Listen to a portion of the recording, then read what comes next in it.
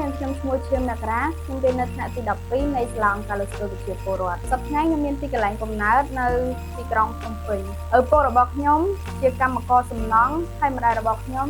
គាត់ជាកម្មការនីរោងចក្រគ្រួសាររបស់ខ្ញុំមានបងប្អូនចំនួន4នាក់ហើយខ្ញុំជាកូនទី3គ្រួសាររបស់ខ្ញុំមានជីវភាពលំបាកពីព្រោះគាត់រកប្រាក់ចំណូលបានតិចតួចហើយគាត់ត្រូវដោះស្រាយជីវភាពគ្រួសារច្រើនពីព្រោះបងប្អូនមាន4នាក់ហើយបងប្អូនរបស់ខ្ញុំគាត់ត្រូវបង្ខំចិត្តពុករៀនដើម្បីឲ្យខ្ញុំបានសិក្សារៀនសូត្រមុនពេលដែលខ្ញុំចូលរៀននៅសាលាអង្គការលើកស្ទួយវិទ្យាពលរដ្ឋហ្នឹងគឺវាមានផលលំបាកខ្លាំងពីព្រោះខ្ញុំត្រូវចំណាយពេលវេលាក្នុងការធាក់កង់ទៅរៀននៅសាលាផ្សេងហើយមិនសូវមានថវិកាក្នុងការរៀនអញ្ចឹងខ្ញុំត្រូវការផ្លាស់ប្ដូរមករៀននៅក្នុងសាលាអង្គការលើកស្ទួយវិទ្យាពលរដ្ឋហើយខ្ញុំស្គាល់សាលាអង្គការលើកស្ទួយវិទ្យាពលរដ្ឋហ្នឹងតាមរយៈបងប្អូនចដូនមួយកត្តាដែលធ្វើឲ្យខ្ញុំចូលរៀននៅសាលាអង្គការលើកស្ទួយវិទ្យាពលរដ្ឋនេះគឺទី1គឺជីវភាពគ្រួសារហើយទី2នោះគឺឲ្យខ្ញុំបានបន្តការសិក្សារៀនសូត្រឲ្យបានគង់គួរដល់ថ្នាក់ទី12ក្រោយពីខ្ញុំចូលរៀនមកក្នុងសាលាអង្គការលើកស្ទួយវិទ្យាពលរដ្ឋនេះគឺខ្ញុំទទួលបានបទពិសោធន៍ច្រើនដូចជាការ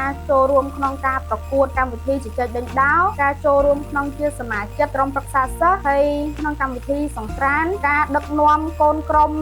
ប្រកួតប្រជែងកម្មវិធីជជែកដេញដោលជាដើមហើយគោលបំណងរបស់ខ្ញុំនៅថ្ងៃអនាគតគឺខ្ញុំចង់ធ្វើជាអ្នកគ្រប់គ្រងនៅផ្នែកទីផ្សារមួយកន្លែងពីព្រោះទី1គឺជីវភាពគ្រួសារហើយទី2នោះគឺខ្ញុំស្រឡាញ់ខាងការគ្រប់គ្រងជាចុងក្រោយនាងខ្ញុំសូមអរគុណទៅដល់ម៉ាក់មានដែលជាស្ថាបនិកនៃអង្គការលើកស្ទួយវិទ្យាពលរដ្ឋដែលគាត់បានបង្កើតនៅសាលាអង្គការលើកស្ទួយវិទ្យាពលរដ្ឋនេះសម្រាប់ឲ្យសិស្សានុសិស្សទាំងអស់បានសិក្សារៀនសូត្រហើយក៏សូមអរគុណទៅដល់ម្ចាស់ជំនួយ Jasper ដែលបានផ្ដល់ជំនួយជាច្រើនមកដល់អង្គការលើកស្ទួយវិទ្យាពលរដ្ឋ